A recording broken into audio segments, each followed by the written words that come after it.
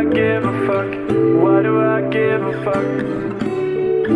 Why do I try so hard? Why do I care so much? Welcome to Why Do I Give a Fuck?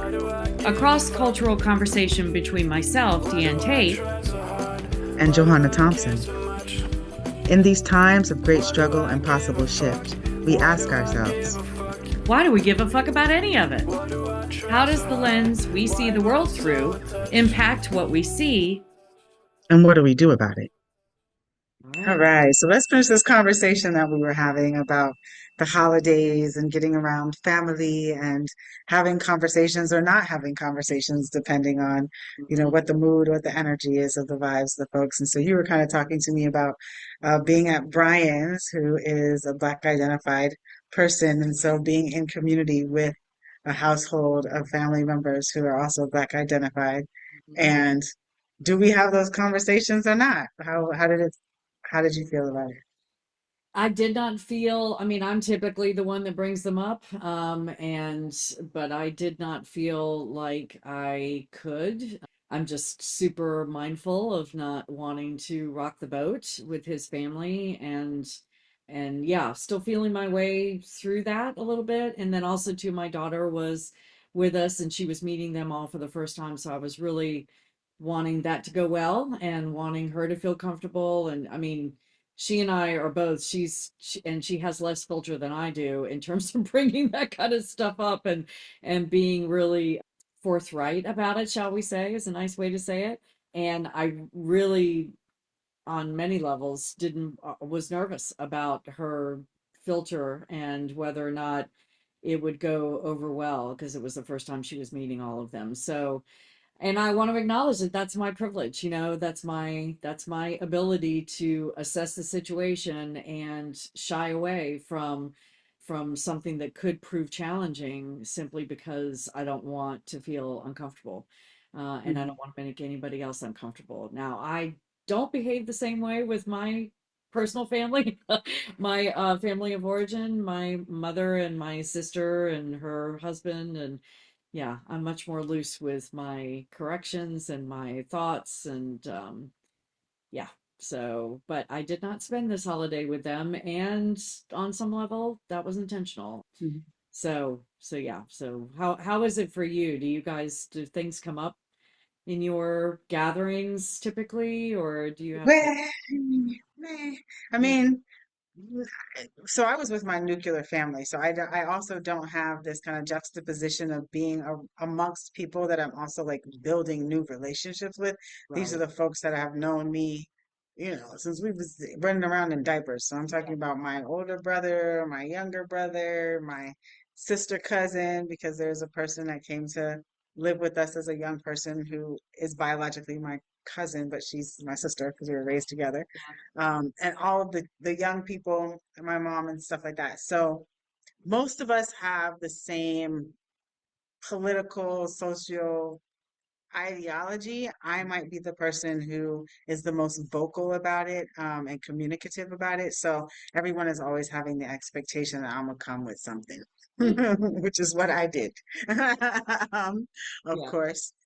But yeah, but it's all in the same mind. It's fine. Now, what is an interesting thing is that my younger brother has married into a family of folks that are probably don't have very many social relationships with non-white humans. They're Okay. like Texas white folks. Okay. So there's always an element of checking in or observing when my little sister-in-law now, when she might be like, what are they talking about? Or be surprised about how loosely we do talk about things that I'm sure that she had no idea would be the conversation. Because there's moments where you definitely see shock face um or things like that. Mhm. And a lot of her like listening, just trying to figure it out. Like, so Mhm.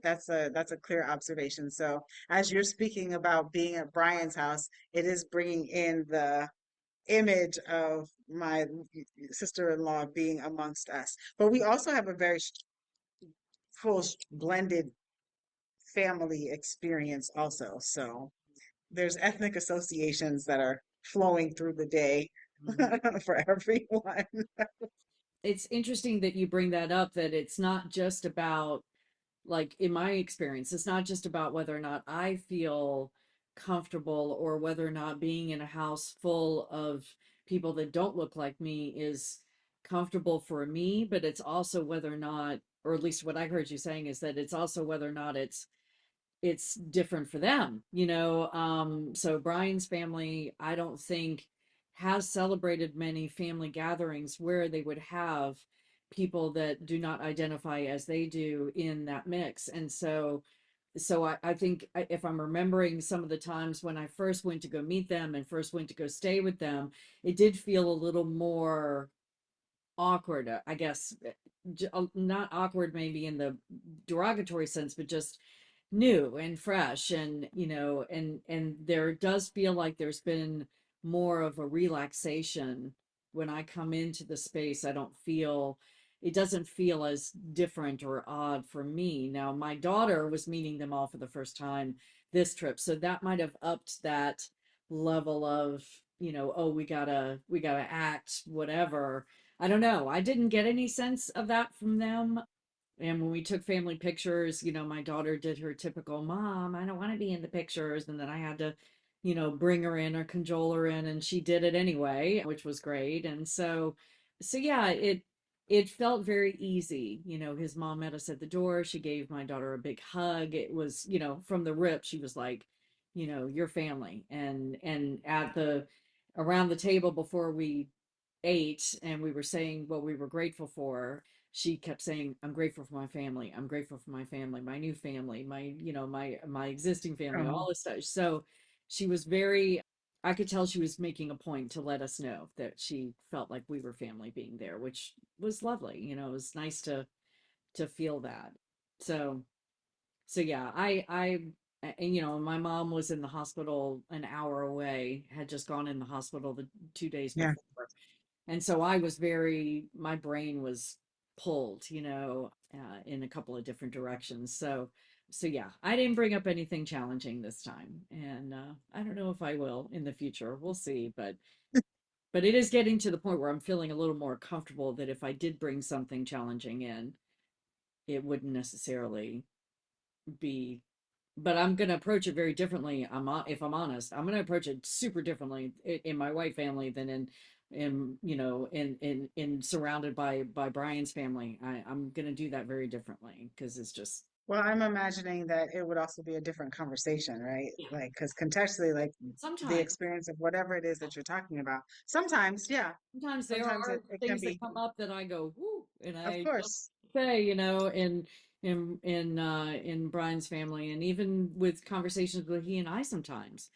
Things Mm, will come in that's either kind of sounds like a misogyny kind of statement, or mhm, colorism kind of statement, or other things that I hear and I don't quite know what to do with. I'm like, oh, so mhm. you and I have talked about that a little bit. Yeah, and in those moments you don't know what to do. Like, did you hear anything in your conversation over this last gathering that was an aha moment or like a ooh moment, or did anything stick out to you that you can think of? Trying to think. I mean, you know, I don't want to tell tales, but yeah, I mean, there are references to things like making reference to somebody being light skinned and laughter around that, or a feeling or a sense of judgment around that. There's always some misogyny that can come in, at different times, but I don't really, I can't really think of anything that's like was super directed and poignant, but Mhm. there are things here and there, and I just go, "Whoop, whoop," but I'm not gonna say anything. I mean, 5 years ago, I probably wouldn't have even heard them. So it's like, Oh, okay. uh, How about at your own, like with amongst your with my nuclear? family, Hmm. um, my family's, I mean, my siblings, their spouses, not so much. I think the last time anybody said anything that really kind of took me aback was an extended She's an in-law family member, and I showed her a picture of Brian and I together. I was telling her that I was dating somebody. This was a couple of years ago, and she said, "You don't like white guys anymore?" That was her response. And she had a massive stroke a couple of years ago. She's had some kind of TBI things that have changed her demeanor and the way she, not saying that hasn't how she's always thought, but her filters are different. And my daughter was in the room when she said it, and she said to me later, she said, "Mom, I can't believe you didn't say anything." I said, "No, I wasn't."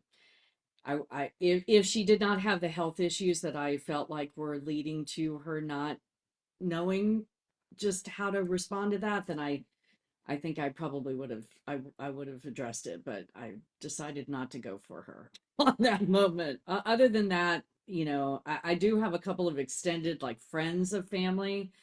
Like last Thanksgiving, I was in around my white family, and this gentleman who was best friends to my stepfather came. They had family. They had Thanksgiving dinner with us, and there were three people of color in the space. And his first comment to me when I talked to him on the phone afterwards was, "It was the most diverse dining table I've ever been around," because he Yeah. was very aware that he's only accustomed to seeing people that are non-white serving him and not sitting at the table Mm. eating with him. And that was the first thing. Oh, interesting. So, Hmm. so yeah. And was that diverse experience something that he was happy to have experienced, or was it just still a shocker that was trying to like He would be the resonate? term I would use. I think he was just very aware that he had people of color around his table that were dining with him and that were welcome guests. Ironically enough, my adoptive brother is married to a white woman. And ironically enough, because the trope about how white people never know black people's names. So this gentleman who was white had met the wife of my brother. He met her for the first time at around this table, and she's white. And when we were talking on the phone, he was referring to her as the blonde woman. And I was like, "Oh, you mean," and I told him what it Yeah, was. saying the name, I'm saying like, the "Is name. that by association that you don't know what her name is because you can't be bothered because she's married to a black man?" Or, I mean, I was ready to rip him a new one of that. Yeah, yeah. I think I know the answer to that, but so no, I don't know that he was happy. He was terribly uncomfortable, and Mm, he's a Trump supporter. His wife, who is from Canada and is French Canadian. The last time I had a long talk with her, she said something to the effect of that trope of how America's becoming non-white, and so therefore we have to protect white people at all cost. And so that was a comment that she made. It was a few years ago, but I know she still believes that. So I know what time it is with those two, and I was nervous that they were going to say something. I was ready and I was listening to everything that they said pretty much the whole time because I was armed and ready if they yeah, pulled yeah. any foolishness out, but they didn't. They were just, you could tell they were uncomfortable. And then the first conversation I have with him afterwards, it was all about all the diversity. And all that. Hmm. So, I know what time it is with them for sure. Yeah, yeah.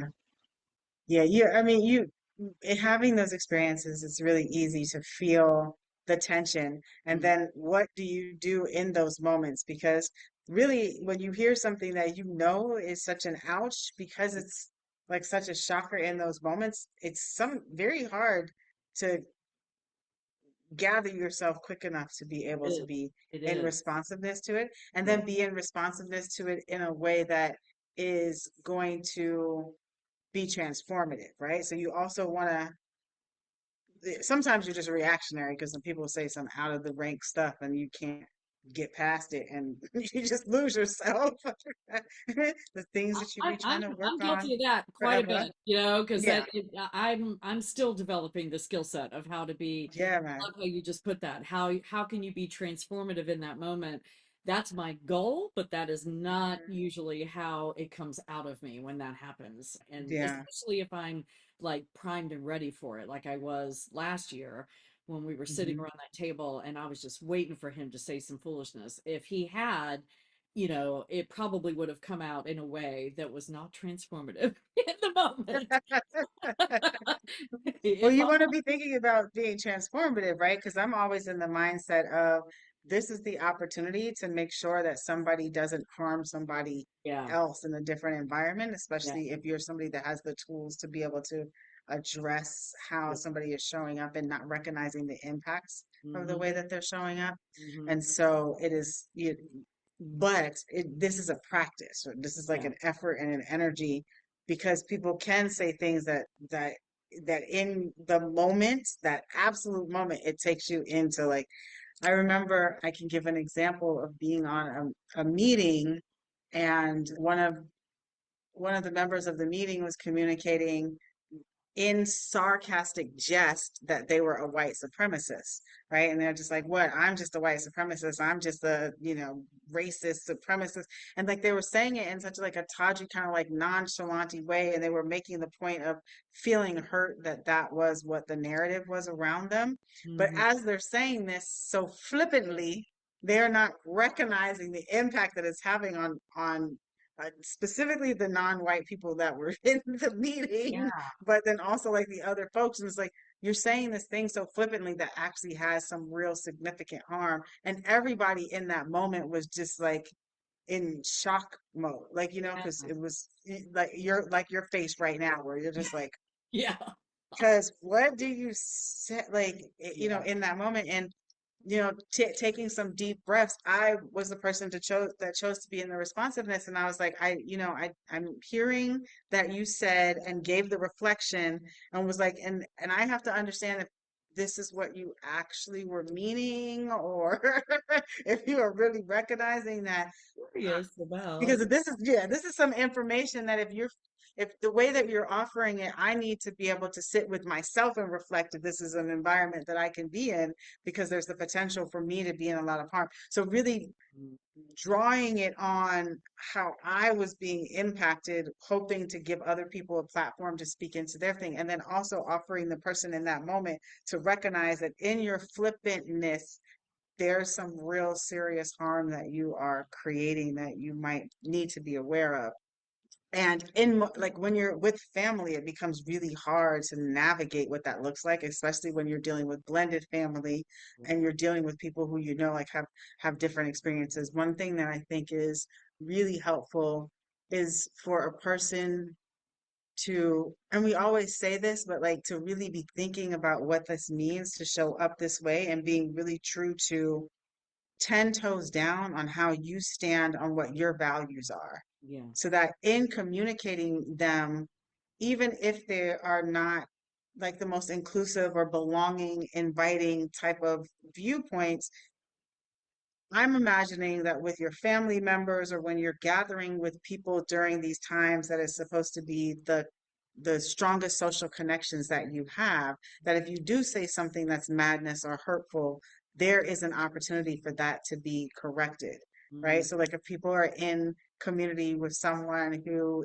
doesn't conform to like heteronormativity and you're something is communicated that is a true value and you're amongst the people that care and love for you in hopefully whatever your family makeup is, then Hmm. it's an opportunity in that moment to listen to the person who might be impacted so that you can have a shift because you're dealing with folks that you care about and you can see like how that effect will actually, what the effect will actually have on them. I love that description, and yeah, and I always love the way you phrase things in terms of and I want to try to remember this the next time I'm in a setting or something like that happens to say, well, I think I'd like to be in responsiveness to what you just said, and for me, anytime I can come up with like some language buffers and I'm one of these people that I think on my feet well, but when there's an emotional component to it, I like need the words. I say I need the words in a file. I need to be able to Mm. access that file like really quickly. Yeah. Like I've got this file cabinet in my head and I need to, but I got to think about the words before. I got to formulate them, realize when I want to use them, and then stick them in the file so that I know how to get them when it's a moment. because I'm not always good about, I just get explosive because I'm imagining that somebody that I love has been hurt by what that person has just said, and it grips me, and but I also know that that doesn't solve anything. If I let myself Mhm. get swept away by that wave, then I'm not contributing to, like you said, there's been harm. Can we address it? And maybe it can be fixed or rectified.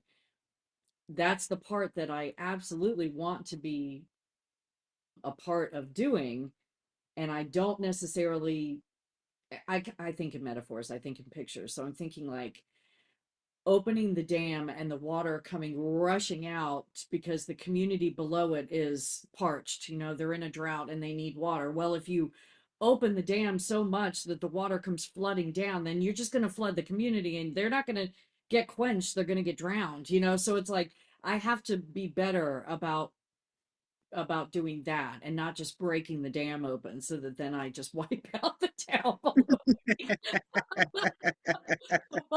Because that What doesn't help flooding anybody. and drowning the communities, It you can white be so women. good in the moment because I'm like, darn it, I'm mad at you and I want to do this. But it's like, it doesn't Mhm. solve anything. That's not the ultimate work. So I Yeah, appreciate that. yeah, yeah, yeah. No, that's real. And I mean, it's so funny because another part of the wonderful ritual of being in family and community together is that we binge watch. And so the thing Mm, that was happening on the TV for binge watching was Baddies. And for folks who don't know, that's a reality TV show okay. that is a spin-off of a show that was happening a long time ago called Bad Girls Club. But these are women who have a really strong reputation for standing strongly and fighting. They're fighters.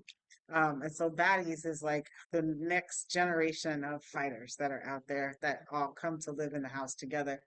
And so for 2 days, I was listening to this in the background. What I'm going to just say is madness, just Yeah. madness. So you're hearing it in the background, but if you're not like sitting down watching it, you're just hearing a whole lot of chaos. And you're Hmm. like, what? So it gets to the point of this TV show where the chaos is coming to Jamaica, and I'm in Jamaica. And so now my young person is like, Mom, come and tell us if these are some of the places that you're familiar with that is on the screen. So then I go to sit down and with the collective of the family members and now I'm caught up in the show, right? So I watched the episode of them traveling to Jamaica and there's 3 episodes subsequent after the first one. And so now you're caught up in the show of watching what I've listened to as chaos that was driving me crazy, but I'm watching these people fight and I'm into it. And I'm like, why am I into this like this? Like, why is this so? Yes, there's just something about this. And my young person, you just gotta love young people Hmm. because they can give you such good analysis outside of yourself. And she was just like, well, it's probably because you're able to live vicariously through these women. They're doing the fighting that you probably actually are always suppressing and wanting to hold. And I was just like, yes, that might be the thing. The light bulb moment, but then the additional reflection is I'm a very peaceful person. Like it really takes a lot to bring me outside of my intentional effort towards being a peaceful person, right? And even in saying that, there's the language for you. But it's like,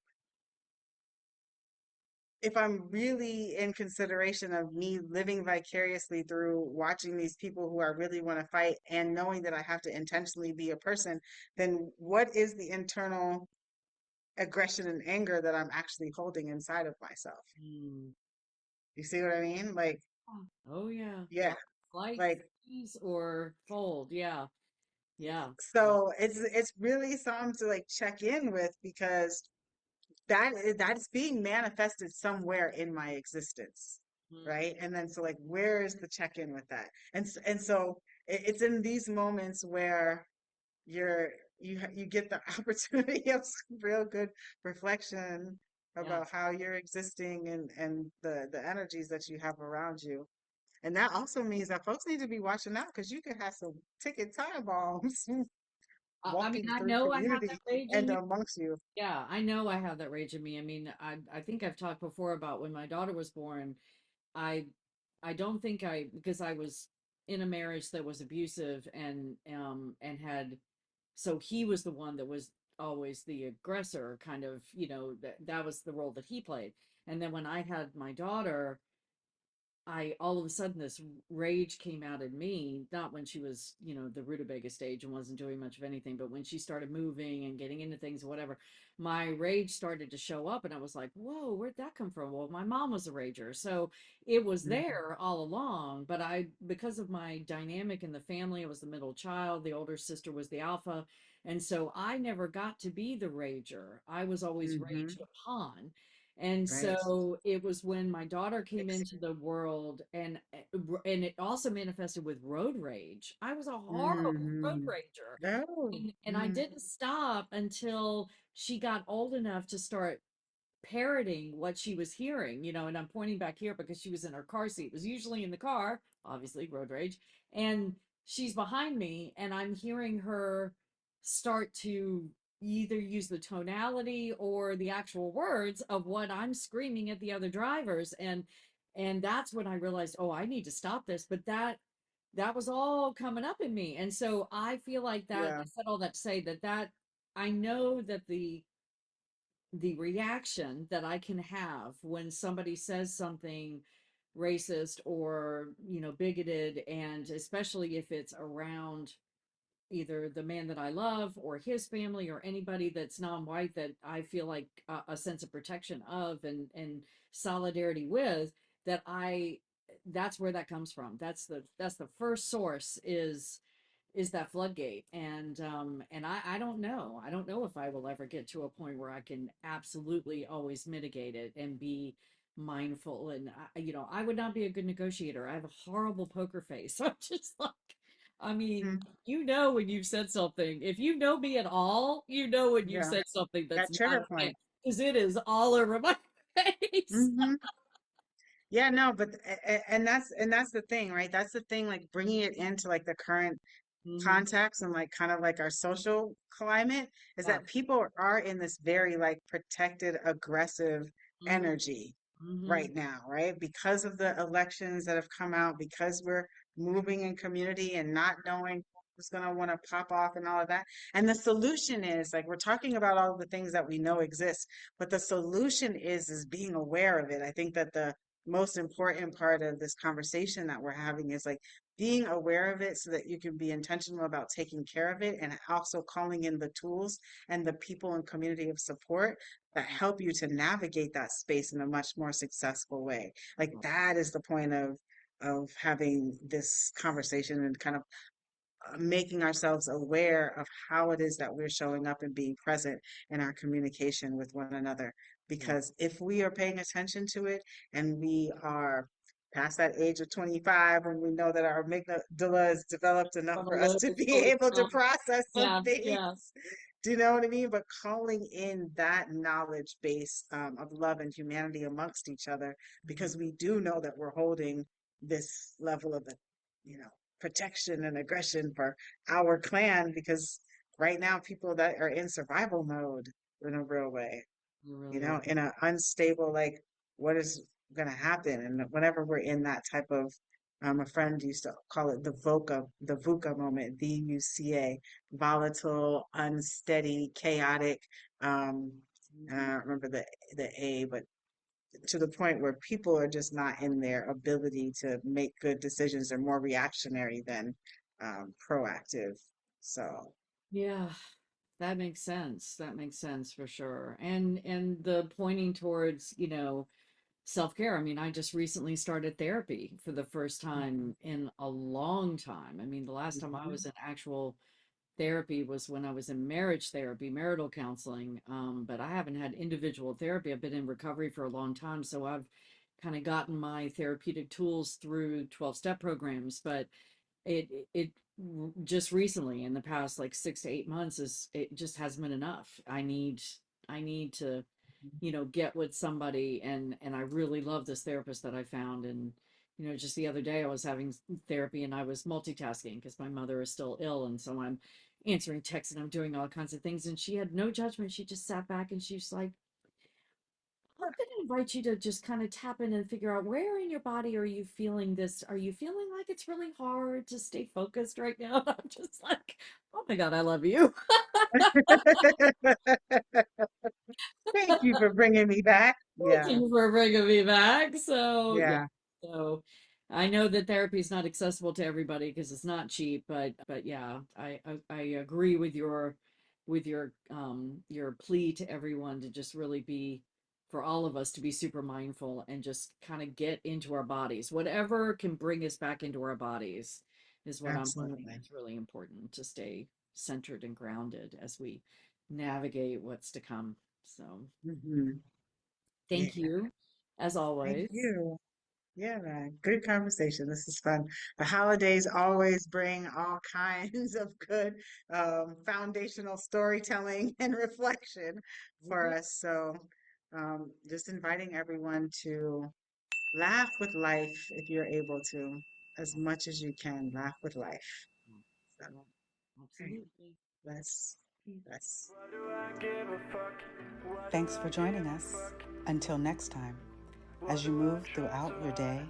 Why am I continue to so ask yourself, attached? Why do I give a Why Do fuck? I Give a Why Fuck do is I produced give in a fuck? collaboration with Johanna and Why Diane. do I try Music so by hard? Norwegian Why do I musician care Water. so much?